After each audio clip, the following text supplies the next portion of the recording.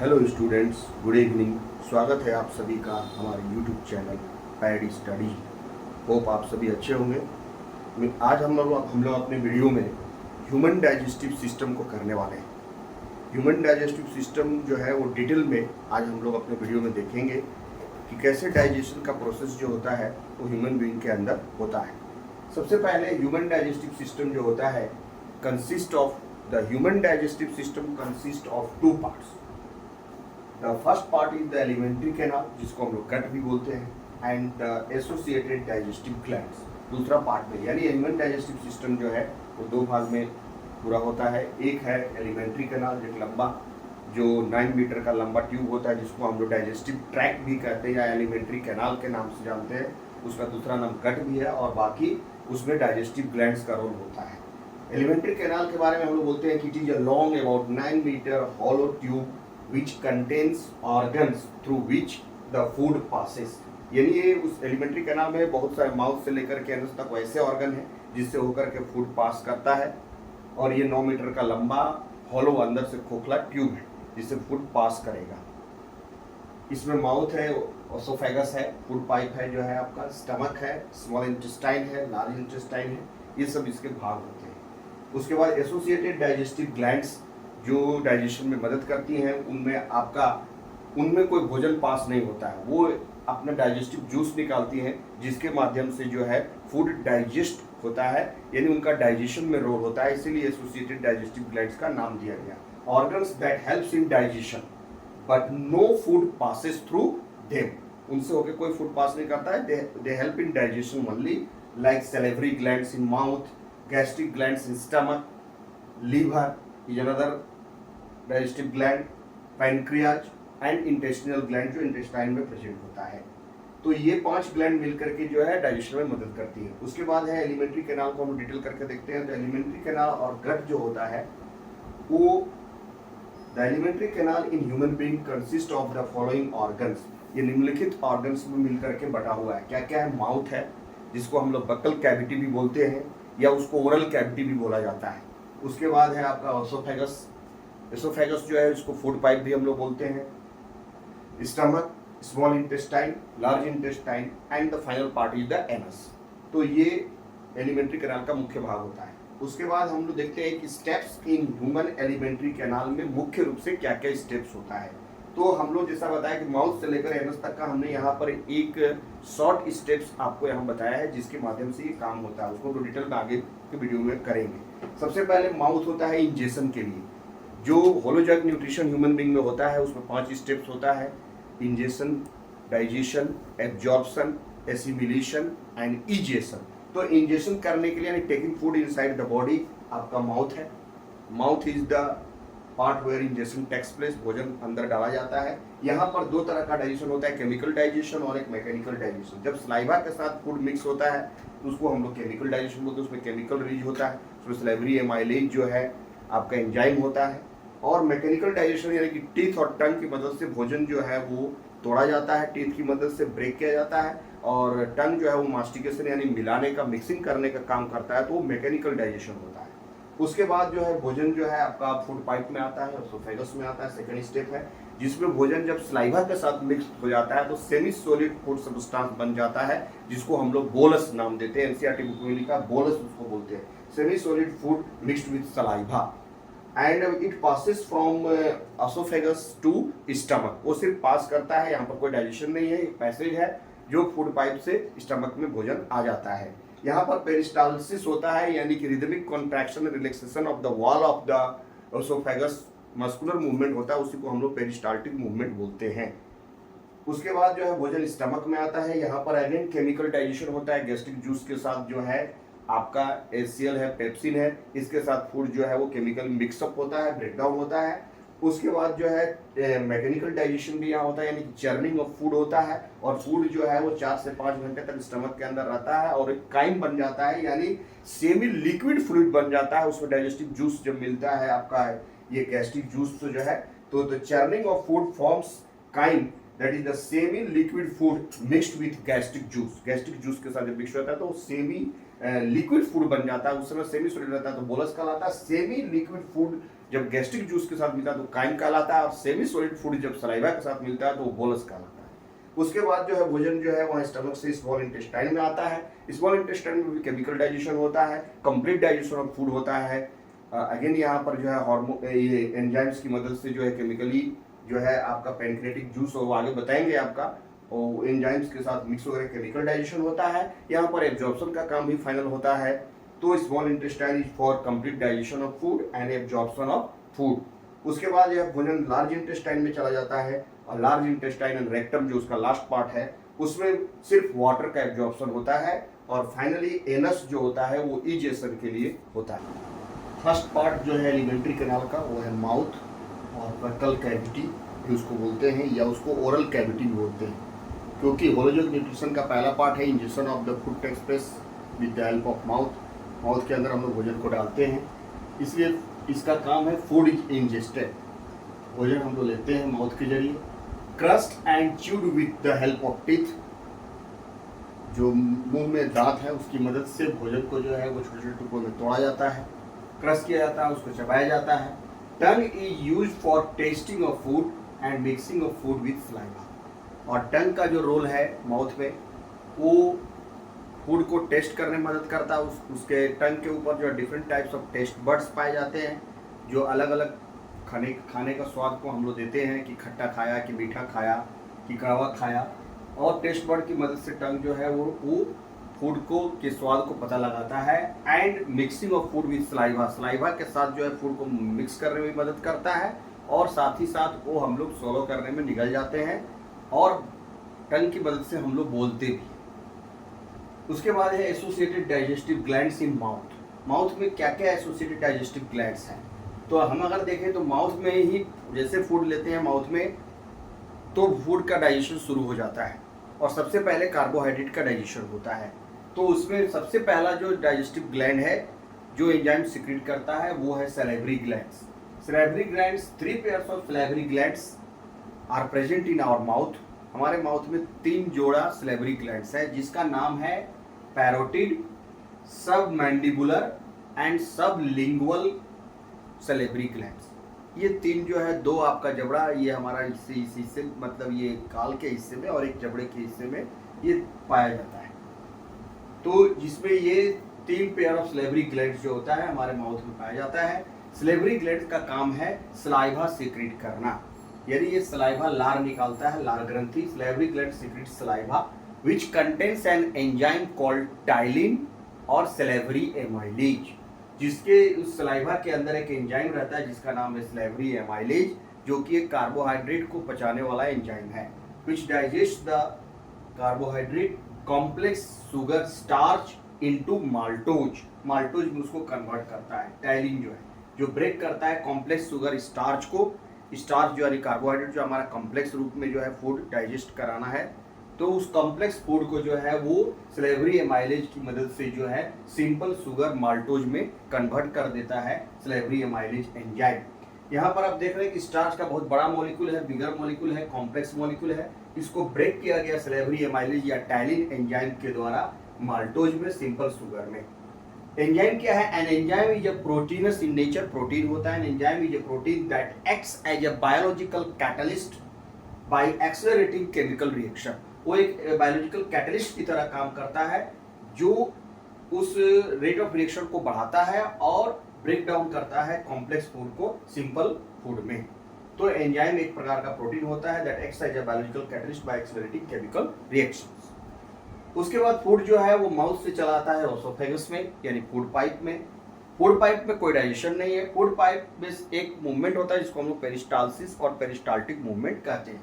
Food is pushed downwards due to rhythmic contraction and relaxation of the muscles present in food pipe known as peristaltic movement और peristalsis उसको हम लोग बोलते हैं। Muscles का लगातार जो है वो फैलना और सिकुड़ना होता है, इसके कारण फूड पाइप जो पतला पाइप है उसमें भोजन आगे की ओर बढ़ता है और इसी को हम लोग पेरिस्टाल्टिक और पेरिस्टाल्सिस बोलते हैं। No digestion takes place in food pipe and only food passes from mouth to stomach. एक पैसेज है जो माउथ से स्टमक को जोड़ता है, भोजन पास आउट हो जाता है। उसके बाद फूड जो है स्टमक में आ जाता है। स्टमक जो होता है is large J shaped organ, J आकार का एक ऑर्गन होता है स्टमक हमारा जो है, which expands when food enters into it. कह रहा है कि हमारा भोजन जैसे हमारे स्टमक में आता है ये फैल जाता है और भोजन को एक्वायर करता है। बैग लाइक स्ट्रक्चर है, जे शेप स्ट्रक्चर है जो 3 से 4 घंटे तक भोजन को रखता है।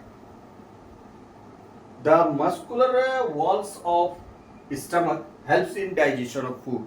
जो स्टमक है उसकी दीवार भी मसल्स से बनी हुई है, पूरा एलिमेंट्री का नाम मसल्स से बना हुआ है। मसल्स का काम है कॉन्ट्रैक्ट करना और रिलैक्स करना, फैलना सिकुड़ना, मूवमेंट करना, जिसके कारण भोजन जो है पूरे एलिमेंट्री कैनाल में ऊपर से नीचे की ओर मूव करता है। लेकिन प्रोमिनेंटली ये मूवमेंट सबसे ज़्यादा पेरिस्टाल्टिक मूवमेंट जो है वो फूड पाइप में होता है, क्योंकि वो पतला पाइप है तो वहाँ भोजन को ज़्यादा तेजी से आगे बढ़ाना होता है तो वहाँ पर होता है। लेकिन पूरे एलिमेंट्री कैनाल में मूवमेंट होता है तो वॉल जो भी मस्कुलर वॉल है स्टमक का वो भी मूवमेंट करेगा।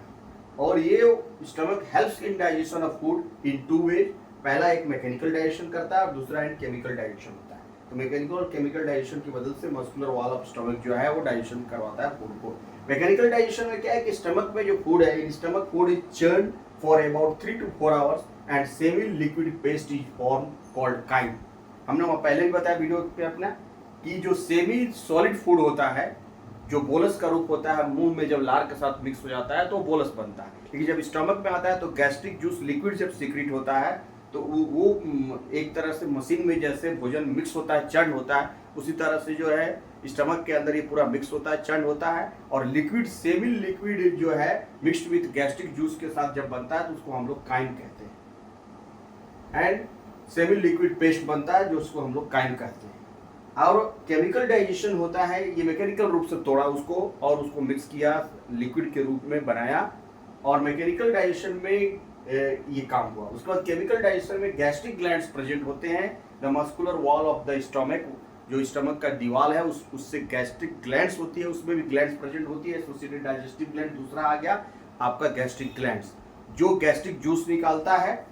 Gastric glands present in the wall of the stomach secrets a complex digestive juice called gastric juice which contains pepsin, HCl and mucus। जो कि पेप्सिन, HCl और म्यूकस ये 3 चीज उसमें रखता है जो डाइजेशन कराएगा फूड को। आगे देखते हैं हम लोग गैस्ट्रिक जूस जो सीक्रेट होता है आपका स्टमक से। Stomach the gastric glands of the stomach releases gastric juice which contains enzyme pepsin, HCl and mucus। Pepsin enzyme that breaks down protein. Pepsin enzyme का काम क्या है कि प्रोटीन को तोड़ता है। HCl क्या है? हाइड्रोक्लोरिक एसिड है, ये मेक्स द मीडियम एसिडिक, ये मीडियम को एसिडिक बनाता है। Mucus protects inner lining of stomach. जब एसिड सीक्रेट होता है वो भी हाइड्रोक्लोरिक एसिड, स्ट्रॉन्ग एसिड होता है, जब स्टमक के दीवार से रिलीज होता है तो उस खुद के एसिड के प्रभाव से इनर लाइनिंग ऑफ स्टमक जो है वो उसको प्रोटेक्ट करने के लिए म्यूकस होता है, उससे प्रोटेक्ट करवाता है म्यूकस। डिटेल में इसका है कि pepsin, the enzyme pepsin works in the presence of HCl to convert protein into smaller molecules of peptides. Enzyme जो पेप्सिन है वो पेप्सिनोजन फॉर्म में, इनएक्टिव फॉर्म में रहता है। जब मीडियम एसिडिक होता है HCl के प्रेजेंस में, वो प्रोटीन को स्मॉलर मॉलिक्यूल्स में तोड़ देता है, बिगर मॉलिक्यूल्स को, और पेप्टाइड्स में तोड़ता है। प्रोटीन जो है वो पेप्सिन एंजाइम की मदद से प्रोटियोजेस प्लस पेप्टोन्स में टूट जाता है। इस तरह से प्रोटीन का डाइजेशन जो है वो स्टमक में शुरू होता है। कार्बोहाइड्रेट का डाइजेशन जो है सैलिवरी एमाइलेज की मदद से माउथ में शुरू हुआ। HCl का क्या है? तो HCl का 2 काम है। It creates an acidic medium which facilitates the action of the enzyme pepsin. HCl जो है वो एसिडिक मीडियम बनाता है, तभी जो है पेप्सिन एंजाइम जो है उस एसिडिक मीडियम में काम करता है। और it kills any bacteria which may इंटर्स the stomach along with food. और साथ ही साथ एसिड का प्रभाव है, इसलिए अगर कोई बैक्टीरिया हमारे फूड के साथ इंटर कर गया है तो उसको भी वो किल कर देता है। उसके बाद म्यूकस जो है, जैसा बताया, mucus protects the inner lining of stomach from the action of HCl। ये एक बेसिक सब्सटेंस होता है, एसिड के एक्शन से इनर लाइनिंग ऑफ स्टमक को प्रोटेक्ट करता है।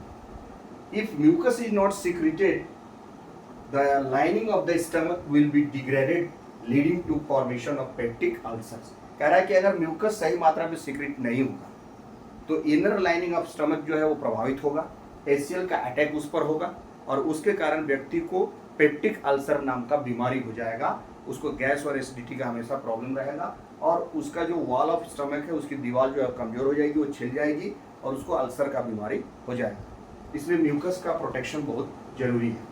द पार्शियली डाइजेस्टेड फूड, जो इस तरह से हाफ डाइजेस्टेड फूड जो है स्टमक से present in the stomach now moves forward into the small intestine, stomach से वो चला जाएगा स्मॉल इंटेस्टाइन में।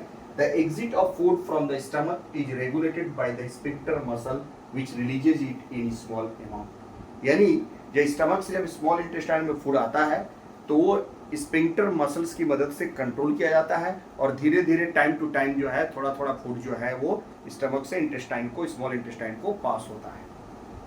अब आगे हम लोग देखते हैं स्मॉल इंटेस्टाइन का क्या फंक्शन है। भोजन तो स्टमक से स्मॉल इंटेस्टाइन में आ गया, वहाँ पर डाइजेशन होगा। Complete digestion of food takes place inside the small intestine. यहाँ पर भोजन का कंप्लीट डाइजेशन हो जाएगा, फूड कंप्लीट डाइजेस्टेड हो जाएगा, और उसका इसका एब्जॉर्प्शन भी हो जाएगा। यानी डाइजेशन के बाद एब्जॉर्प्शन भी स्मॉल इंटेस्टाइन में ही होता है, और उसके बाद एसिमिलेशन का प्रोसेस होगा। Small intestine it is the longest part of the alimentary canal, about 6 to 6.5 metres in length. Small intestine जो होता है वो एलिमेंट्री कैनाल का जो 9 मीटर का लॉन्ग ट्यूब, उसका सबसे बड़ा पार्ट जो होता है 6 से 6.5 मीटर लंबा होता है, और बहुत पतला होता है, नैरो होता है, इसीलिए इसको स्मॉल इंटेस्टाइन कहा जाता है। बहुत पतला ट्यूब होता है, इसीलिए नाम है स्मॉल। स्मॉल यानी छोटा, वहाँ पतलापन थिकनेस के आधार पर उसको छोटा बोला गया है। इट इज हाईली क्वाइड, बहुत ज़्यादा मुड़ा हुआ है, and folded narrow tube, folded है, मुड़ा हुआ है और क्वाइल किया हुआ है इन द एब्डोमेन, हमारे एब्डोमिनल कैविटी में, with large internal surface area, और उसका सरफेस एरिया बहुत ज़्यादा है। यहाँ पर विल्ली का रोल है। द फिंगर लाइक प्रोजेक्शन जो है इस तरह से inner wall of the small intestine में फिंगर लाइक प्रोजेक्शन होता है, जिसको हम लोग विल्ली बोलते हैं। ये विल्ली जो है सरफेस एरिया को इंक्रीज कर देता है, इसीलिए लिखा गया है कि द स्मॉल इंटेस्टाइन है large internal surface area. It is divided into the following 3 regions. जो हमारा स्मॉल इंटेस्टाइन है वो 3 मुख्य रीजन में बटा हुआ है। पहला पार्ट जो होता है, जो सी शेप्ड स्ट्रक्चर है स्मॉल इंटेस्टाइन का, वो डिओडिनम है। दूसरा पार्ट जो नीचे का हिस्सा है वो है जेजुनम, बीच वाला, और सबसे नीचे जो लास्ट में क्वाइल हुआ पार्ट है वो है इलियम। तो स्मॉल इंटेस्टाइन इस तरह से 3 भाग में बटा हुआ है, duodenum, jejunum and ileum. Pancreas जो है इट इज अ मिक्स्ड और heterocrine gland, means partly exocrine and partly endocrine. ये मिक्स टाइप का ग्लैंड होता है, इंडोक्राइन भी है और एक्सोक्राइन भी है। इंडोक्राइन पार्ट से जो है आपका इसमें हार्मोन निकलता है, इंसुलिन, जो कि ब्लड शुगर लेवल को कंट्रोल करता है। एक्सोक्राइन पार्ट में it secretes pancreatic juice that contains following enzymes. Pancreatic amylase, it breaks down carbohydrate. Carbohydrate जो स्टमक में से होते हुए आता है पार्टली, और माउथ में डाइजेस्ट होता है माल्टोज में, उसको ये तोड़ करके कार्बोहाइड्रेट को तोड़ता है पैनक्रियाटिक एमाइलेज। ट्रिप्सिन जो है ब्रेक करता है प्रोटीन को, ब्रेक्स डाउन प्रोटीन, और उसमें लाइपेज नाम का एंजाइम होता है जो ब्रेक डाउन करता है इमल्सिफाइड फैट्स को। ये जो बाइल जूस इमल्सिफाइड कर देता है उस फैट को, इमल्सिफाइड स्मॉल फैट्स को फिर डाइजेस्ट करता है लाइपेज। उसके बाद इंटेस्टिनल ग्लैंड्स होता है, जो the wall of small intestine secretes intestinal juice which breaks down. इस तरह से 5वां ग्लैंड जो आपका हुआ है एसोसिएटेड डाइजेस्टिव ग्लैंड में इंटेस्टिनल ग्लैंड्स है, जो इंटेस्टाइन के दीवार पर होता है, जो कि इंटेस्टिनल जूस निकालता है, जो फाइनल डाइजेशन को कंप्लीट करवाता है, जो स्टार्च और कार्बोहाइड्रेट को कन्वर्ट करता है सिंपल शुगर में यानी ग्लूकोज में, ये फिर प्रोटीन को कन्वर्ट करता है एमिनो एसिड में, और फैट्स को कन्वर्ट करता है फैटी एसिड्स एंड ग्लिसरॉल में। अब देखते हैं absorption of digested food in small intestine. Small intestine में जब कंप्लीट डाइजेशन हो जाता है तो वहाँ पर एब्जॉर्प्शन होता है। The food that is digested are absorbed into the blood vessels in the wall of the small intestine. Small intestine के दीवार पर फूड का जो एब्जॉर्प्शन होता है। The inner lining of small intestine has numerous finger like projections known as villi which increases the surface area for absorption of food।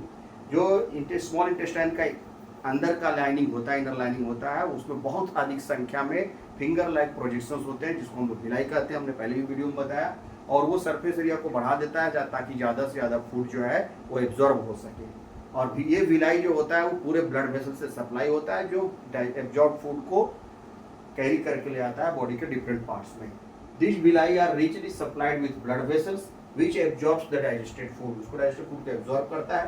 This blood carries the absorbed food material to different parts of the body where it is utilized for energy, building new cells and repairing older ones for various life process.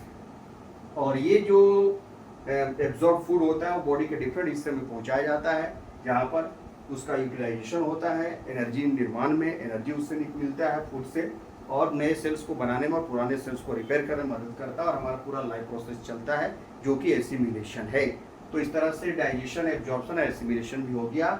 And the digested food which is not used by our body immediately, जो भोजन हम लोग इस्तेमाल नहीं कर पाते हैं, वो स्टोर्ड रहता है in the form of glycogen in our liver. Liver में स्टोर रहता है ग्लाइकोजन के रूप में, वो एक प्रकार का कार्बोहाइड्रेट है, फिर वो ग्लूकोज में कन्वर्ट होकर के हम लोग यूज कर लेते हैं। उसके बाद अंतिम पार्ट है large intestine, human digestive system का। लार्ज इंटेस्टाइन में सिर्फ वाटर का एब्जॉर्प्शन होता है।